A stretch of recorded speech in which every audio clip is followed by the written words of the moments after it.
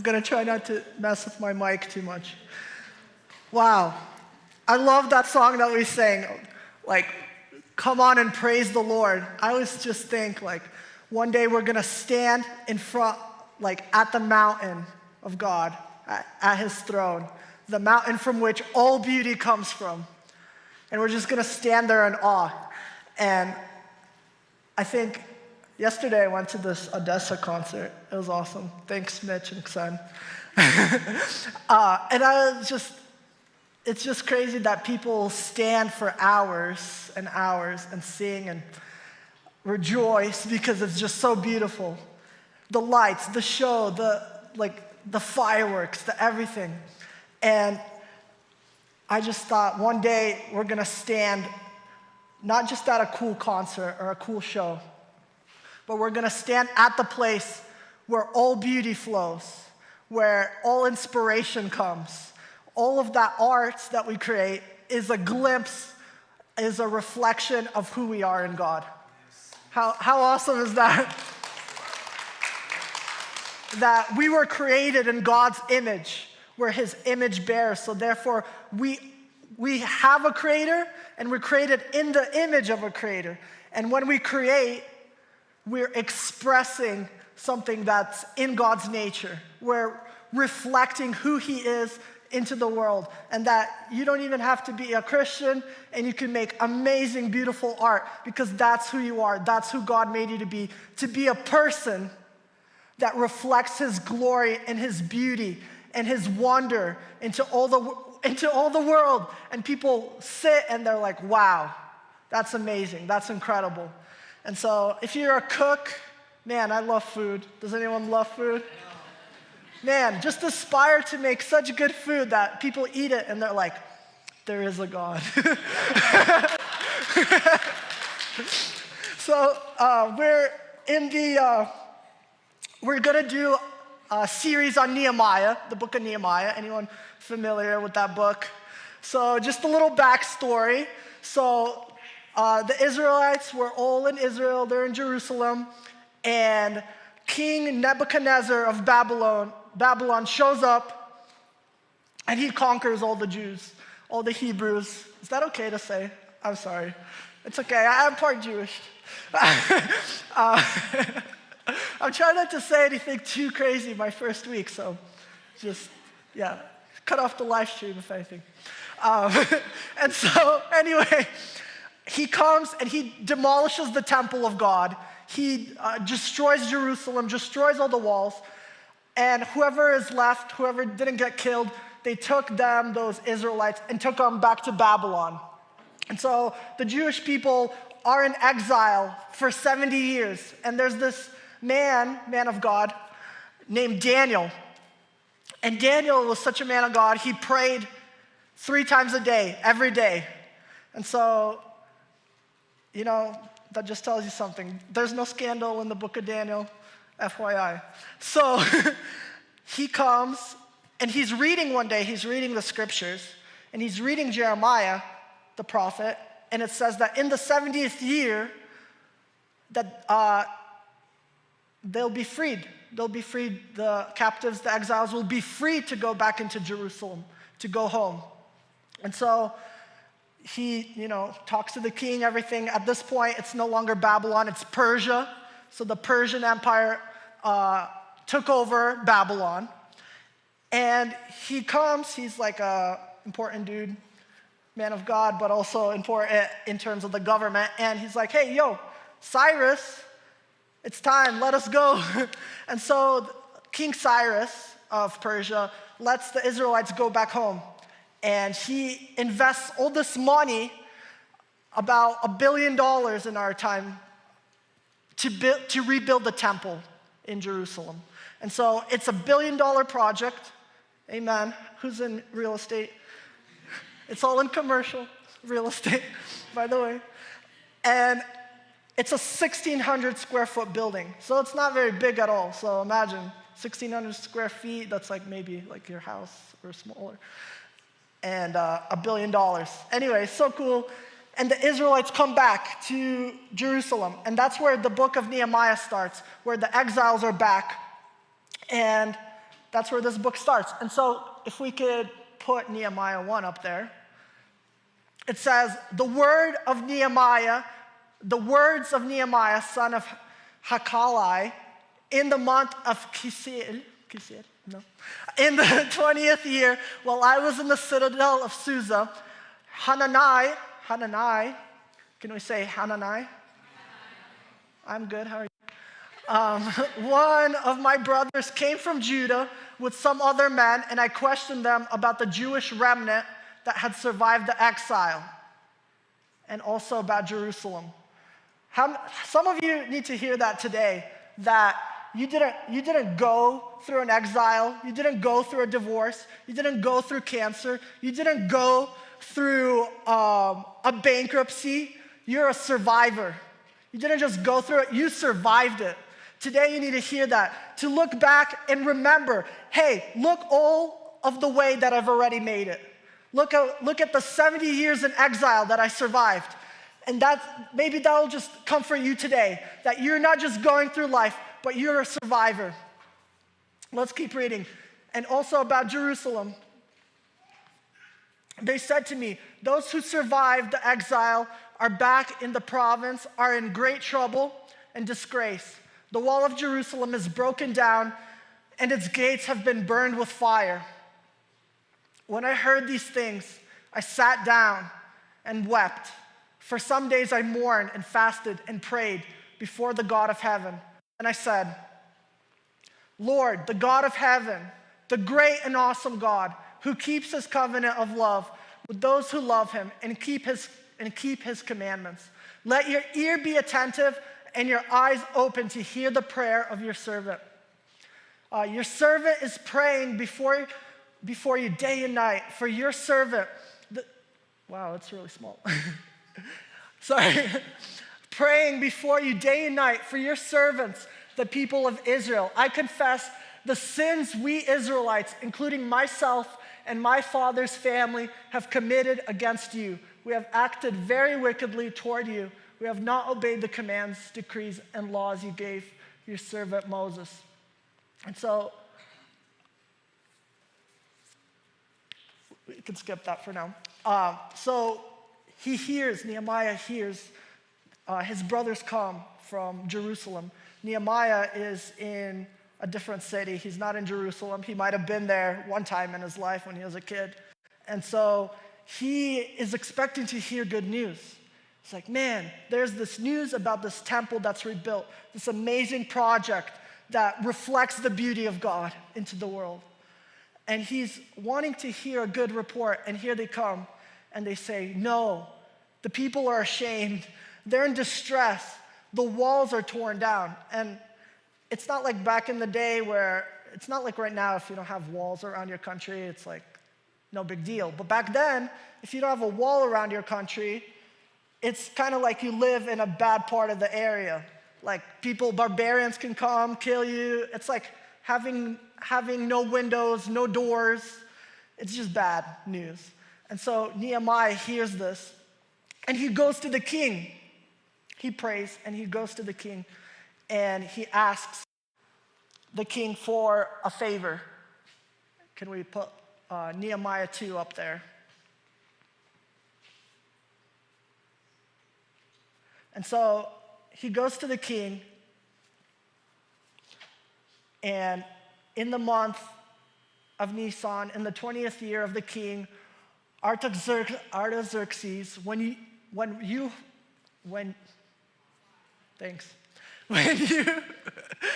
wine was brought for him, I haven't had any wine. I took the wine and gave it to the king. I had not been sad in his presence before. So the king asked me, why does your face look so sad when you are not ill? This can be nothing but sadness of heart. I was very much afraid, but I said to the king, may the king live forever. Why should my face not look sad when the city where my ancestors are buried lies in ruin and its gates have been destroyed by fire? The king said to me, what is it that you want? Then I prayed to the God of heaven, and I answered the king, if it pleases the king, and if your servant has found favor, say favor, in your sight, let him send me to the city in Judah where my ancestors are buried so that I can rebuild it.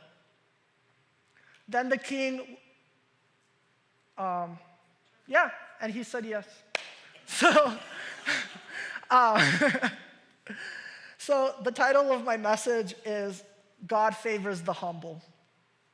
God favors the humble. When I was younger, I know I'm pretty young still. By the way, can we put a picture of my wife and kids up there? No, I'm just kidding.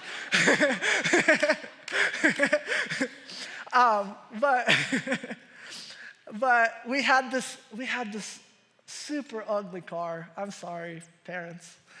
It was like, I hated this car. It was like the most ugly green, like not that like trendy, like lime green, like booger green.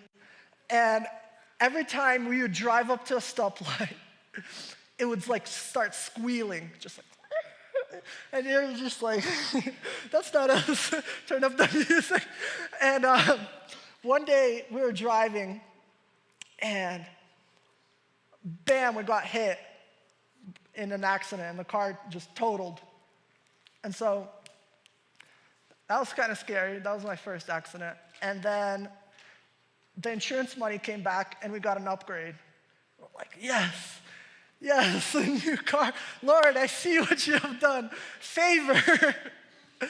And so a little while went by, driving another car. By the way, some of you freaking out. Can't believe I let David drive my kids. This was before I drove, okay? So FYI, parents. And so we're driving, boom, crashed another car. And this was like a while later. And this time I was like, I know what you're doing, Lord. Upgrades. But then the same week, we got crashed another car. I was like, wait, what? And then like the same month, a third one. And I was like, man. And so, I don't know, it's like really silly. I think sometimes we think we got God figured out and then something just twists. But how quickly do we go from, hey, God can work all things for my good. God will redeem all things in my life to, oh man, all these accidents, maybe like we sinned somewhere, like some generational thing. I don't know. And we begin to condemn ourselves, or we begin to change our view of who God is, right? Based on our circumstances. Is that better? And so people say, well, like God is not Santa Claus. You know, he doesn't just give you whatever you want, which is true. But also, like, it was never Santa Claus that gave me gifts every year. It was my dad. And so God gives good gifts. And there's like the situational favor that gets released. Like Nehemiah, he came with the authority of the king. He came to Jerusalem. And he rebuilt the wall. Guess how long they were trying to rebuild that wall before he came? 70 years. They were trying to rebuild that wall. He shows up with God's favor. And he rebuilds the walls of Jerusalem in 52 days. That's favor. That's acceleration. That's quickening. When the Lord's favor is on a situation, that's a situational favor. Anyway, back to my story. Something in that moment, in those accidents, something triggered in me where I started getting all this anxiety about who I am before God. I had caught on to the thing that God can use a bad thing and make it a good thing. Take a crap car, a booger car, and give you like a better one. But a lie stuck into my heart that when I didn't see the better thing, the outcome, when God didn't move the way that I expected him to move, to show up, that something had changed about him and my relationship with him. And that's a really hard thing. I don't know if you guys are around in this time where those go around and say sorry constantly, like every 2 minutes. Like, sorry. Anyone was there? Yeah, I'm sorry.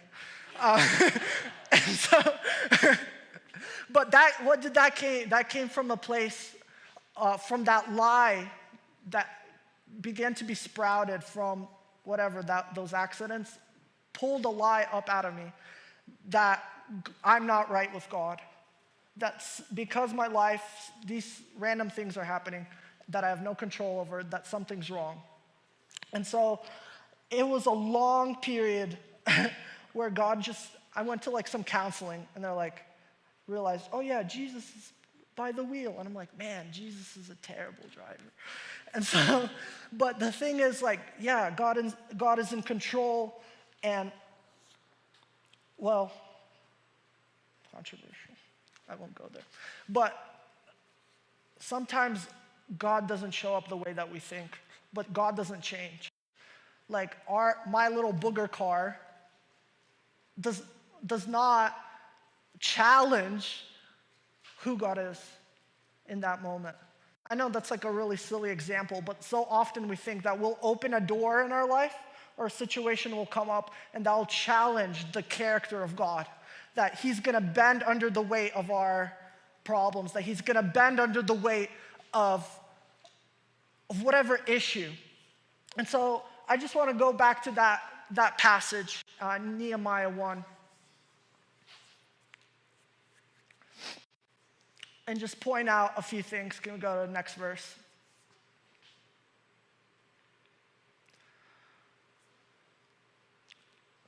This is real right here. When I heard these things, this is not some booger cars. When I heard these things, I sat down and wept. His whole nation is under attack. So he wept. He didn't hold it in. I'm a tough dude. For some days, and I mourned and I fasted and I prayed before God. He was real. But then he didn't stay in his sadness. He said, then I said, Lord, the God of heaven, the great and awesome God who keeps covenant of love with those who love him and keep his commandments. And so Nehemiah remembers who God is, that God is not challenged by his circumstances.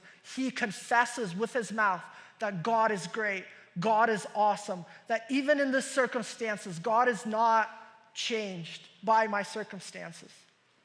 And so he confesses this, and he goes on to repent for the sins, for his city, and he takes on a position of humility. Now, humility is not thinking less of ourselves. Oh, I'm a rag. But it's thinking less about ourselves. And so here, humility is saying, God, you are great. God, you are awesome. I do not understand this circumstance that I'm going through. I do not understand what's going on. Why am I getting a bad report? But he is making God, exalting God above his circumstances. How many of you know that a people never outgrows their religion? Like, your view of God, you never outgrow your view. Like, the society doesn't go above its view of God. So if they have low views of God, they never exceed those. So you'll see, like, if people have views of God that are kind of like their gods are animals or this and that, they begin to act in the image of their gods. So even, let's say you don't per se believe in God, your image, what you think of when you think of God affects you because you are going to that ideal. Your life is moving towards that ideal of, you might not call it God, but that ideal. So morality is an objective thing, that it's not just a preference. I come up and I'm like, yeah, I don't like, murder of innocent children, but that's my preference. I also don't like chocolate ice cream, but I prefer vanilla. You know what I mean? That's ridiculous to say. So there's some type of morality, but where do we get morality from? We get morality from who God is, from a standard, which is God. And so to say that there's no standard is really difficult. Now you can have a standard without God, But I'm just saying, from culture to culture, we all agree that certain things are wrong and certain things are right. And it's like, saying that sex trafficking is evil or saying that it's not evil is like saying 2 + 2 is not 5. Are you tracking with me? And so here I just want to point out that that's really, really important, what you think of God. Not what you think of yourself. That's our society nowadays. Strength finder, Enneagram, I love that. But that's not what's important, because the thing that your life is moving towards is the ideal that you set for yourself. And that ideal comes from God. And so here Nehemiah begins to set his heart on who God is. Oh, I thought I still have 15 minutes. Okay. Okay, so yeah. Let's just jump back to that chapter 2 then.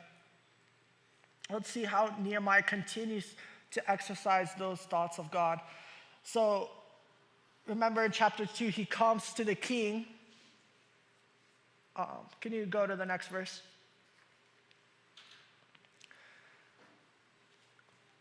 Wow, I have so much more to say. Okay, and the king says, "What is it that you want?" ? Next verse. And it says that he prayed. He prayed. "Then I prayed to God of heaven, and I answered the king." And so there's this word, it's called statio. It means the moment between the moment. And so in those moments between the moments, like here, between the king asking him a question and him answering, that moment, he prayed to God, right? In that moment, he acknowledged God. In that moment, he says, "The God of heaven," right? In that moment, he acknowledges God higher. Sometimes in an acknowledging that he's higher, we're acknowledging that he is not bended by our circumstances, right? So if we're not acknowledging that he's higher, then we're saying that our circumstance, our problem is bigger than God, which is not true. And so I would just encourage you, when you're driving, you're dropping off your kids, take a moment, acknowledge God, pray. From that moment between the moment, those transitions in your life, acknowledge who he is. Because when you begin to have higher thoughts of God, when I began to think, hey, God is gracious. I'll show you this cool thing, that every problem in your life comes with a promise of God's character and a provision of his favor. Let's go all the way back to verse 1. Here's the aha moment before I wrap up.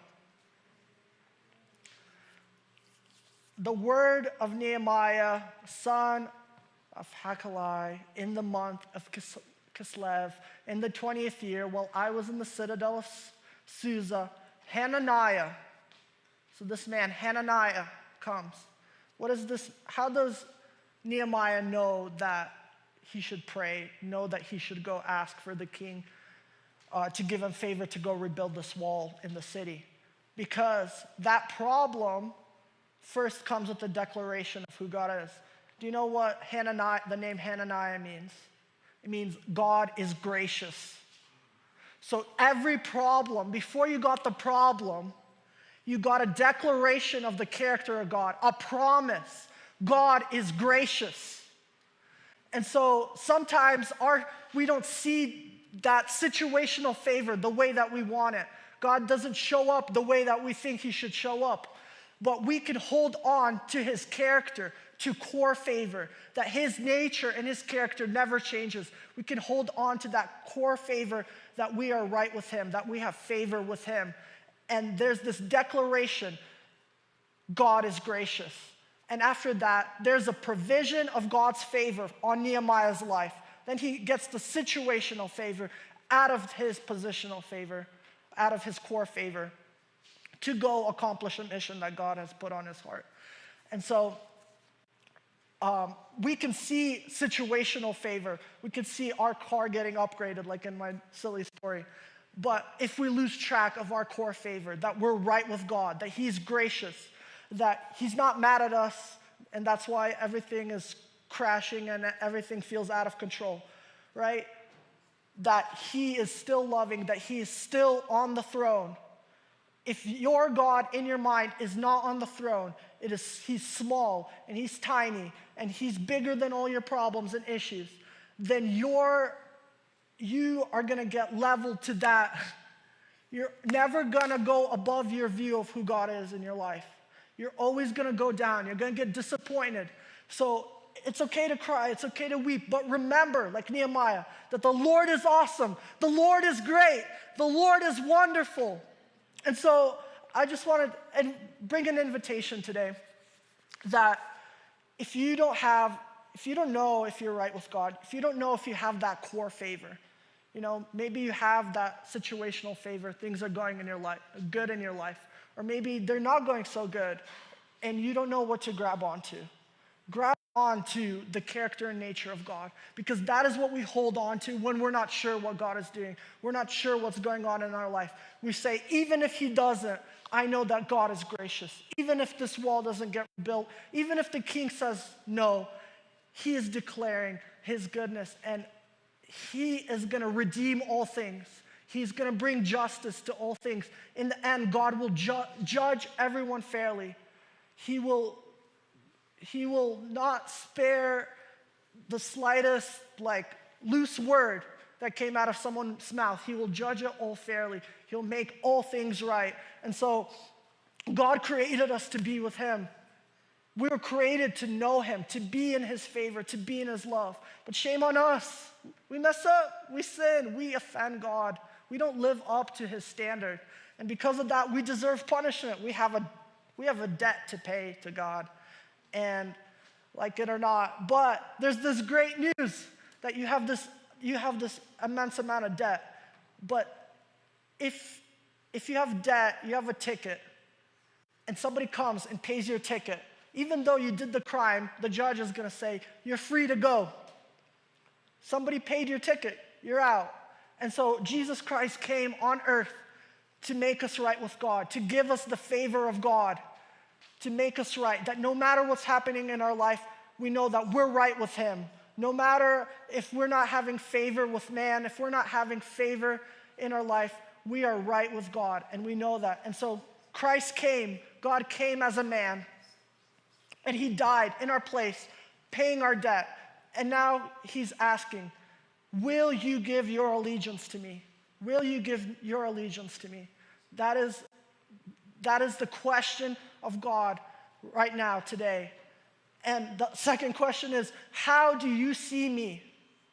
Are you going through life judging God based on your circumstances, or judging your circumstances based on God? Are you telling your circumstances, my God is greater, my God is awesome? Are you coming in with it's not just positivity in America. We're all about positivity. But why are we positive? Because we have that core favor of God, that we're right with him. And so in every situation that you go in life, don't ask God, don't just ask God, what are you doing? But ask God, who are you for me in this season? Every problem has a promise of his character. And so half the battle is knowing who God is in this season of your life. Who is he? Is he gracious to you? Is he your defender? Is he your comforter? Is he your peace? Maybe you're mad at someone. Maybe he's your avenger, right? Maybe you need to tell, hey, God, I'm not going to judge people. I'm not going to bring vengeance on people, but I trust you because you see things 20/20. You see things clearly. I give it into your hands to judge them. And so let's stand together.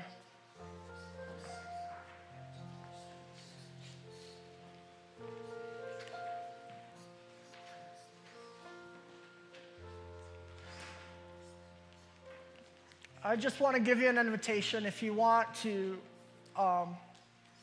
if you're like, you know what, I want to have humility. I want to be a person that gets favor because they acknowledge who God is, that He's great.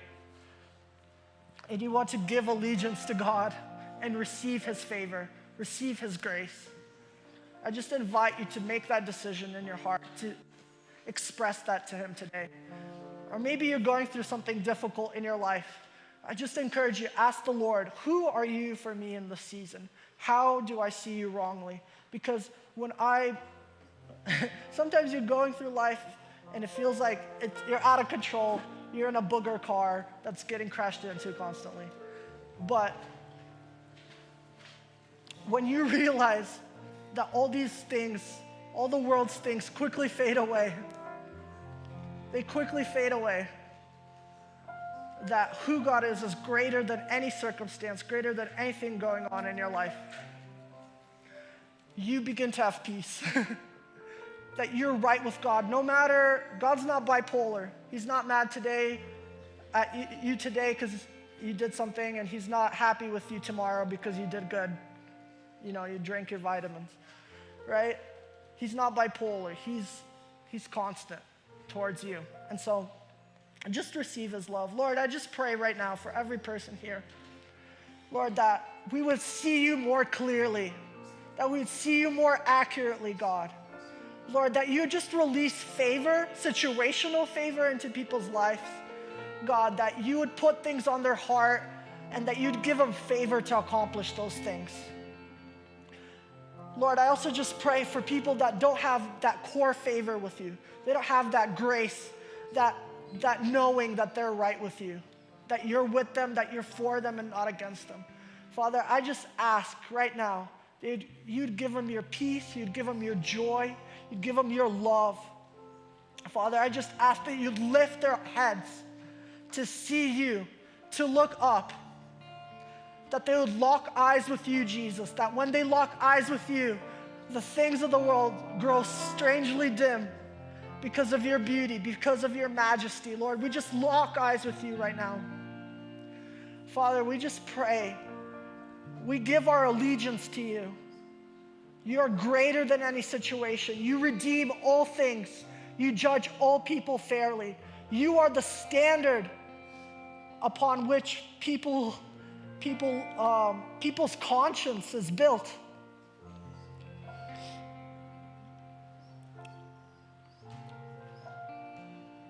Lord, I just pray for the peace of God, for your peace on people right now. Lord, I just pray for your peace. We thank you that you're the God, you're like the name Hananiah. God is gracious. Amen.